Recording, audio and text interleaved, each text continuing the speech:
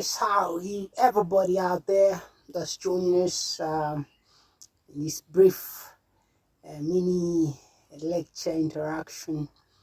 So let's quickly look at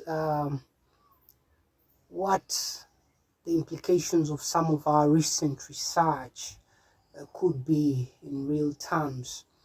For example, we've looked at a new system for how to generate numbers.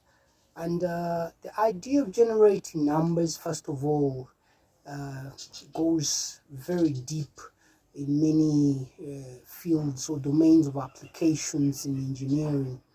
For example, even first of all, without focusing on random numbers, generating numbers that are, let's say,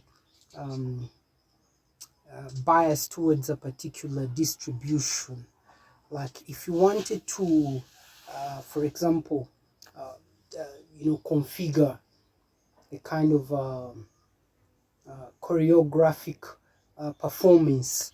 Like these days, you'll see that in some experiments, a swarm of drones, UAVs, unmanned aerial vehicles, some of them small, tiny like this, others huge, like maybe find hundreds or thousands of them could be put together, and then they can be made to perform certain choreographic acts, a kind of a ritual or a dance, like the drones, 100 drones can rise from the ground and assume a certain altitude, and then they can set out into different groups and then come back together, etc. Kind of like an aerial show or a light show. However, apart from driving drones or swarms or robots using numbers biased towards some distribution or pattern, we could look at cases when we need to use random numbers, because random numbers, first of all, allow us to simulate or kind of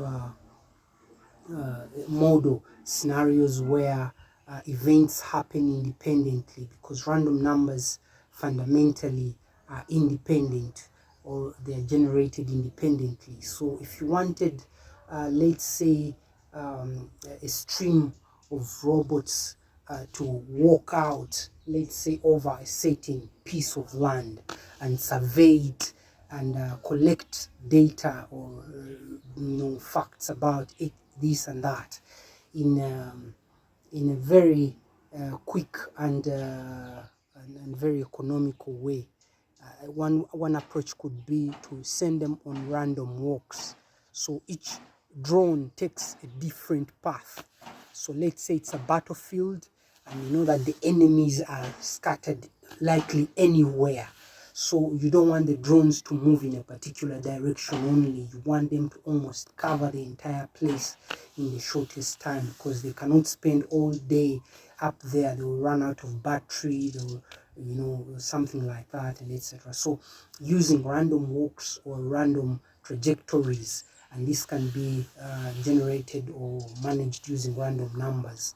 You can find that one will go in the north, another will go to the west, but before reaching west it will go to the south, then it will go to the north, then it will go to the east, then it will come back to the west, something like that. Another will go to the central, then it will go to the south, then it will come back to the north. And before you know it, even if you had like just 5 drones, they could cover the whole of Uganda within maybe about an hour, or they could collect for you sufficient data in a very short time. So these are some of the interesting things, and we're going to look at some videos showing how artificial intelligence and machine learning and robotics are leveraging some of these interesting mathematical concepts in reality right now. But more about this in times to come. And thanks all who read my paper, all who sent in feedback, and those who are looking forward to further research. Yes, cheers from JWL at New Jersey Research. And yes, thanks to our friends at Oxford University that gave us some interesting insights that have helped us in our recent research as well. Cheers.